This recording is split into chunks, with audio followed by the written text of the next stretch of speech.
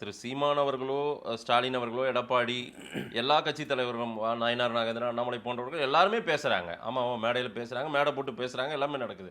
இந்த மாரி யாரும் முண்டி அடிச்சுக்கிட்டு அவங்க கிட்ட போய் மேடையில போய் அவ்வளோ நிக்கிறது இல்லல்ல.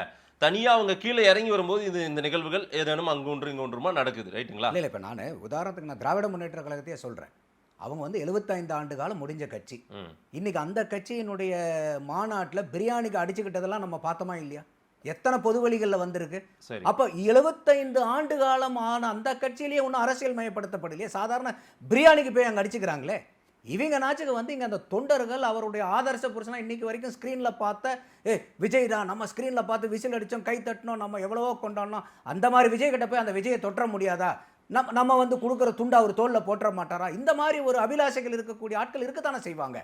அப்போ எந்த ஒரு கட்சியிலுமே முழுக்க முழுக்க அனைத்து தொண்டர்களுமே அரசியல் மயமாக்கப்பட்ட தொண்டர்கள்னு எந்த கட்சியும் கிடையாது.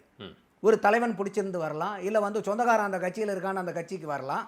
அப்போ விஜய் கிட்ட நம்ம அந்த மாதிரி எதிர்பார்க்கறது நல்லது தான். ஆனால் இது ரொம்ப அதீத எதிர்பார்ப்பாக இருக்குது நமக்கு.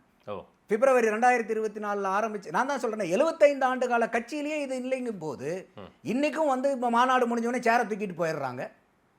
அப்போ அந்த சேரை தூக்கிட்டு போறவங்கலாம் அரசியல் மயமாக்கப்பட்டவர்களா? அவங்கெல்லாம் அந்த தலைவர்களுடைய எந்த மாநாட்டில் இல்லை, மீட்டிங்ல, திமுக மீட்டிங்ல எங்க போட்டாலும் போகும்போது சேரை காணமே, சேரு பூரா தூக்கிட்டு போயிடுறாங்க. ஆனா இங்க மாதிரி சேரை எல்லாம் உடைச்சு போட்டு போறது இல்ல. இதுவும் வந்து பார்த்தீங்கன்னா இந்த சேரை உடைச்சு போட்டாலும் அவங்களுக்கு நஷ்டஈடு கொடுக்க போறாங்க.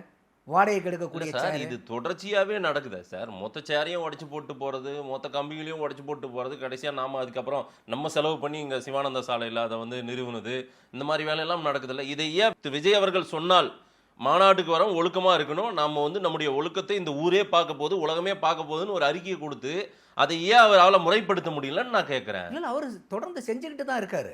நான் என்ன சொல்ல வரேன்னா, ஒரு கூட்டம் அதீத கூட்டமா மாறுது. சரி, சாதாரண கூட்டம். விஜய் சொன்னா அமைதியா இருக்கணும், ஆமா தானே?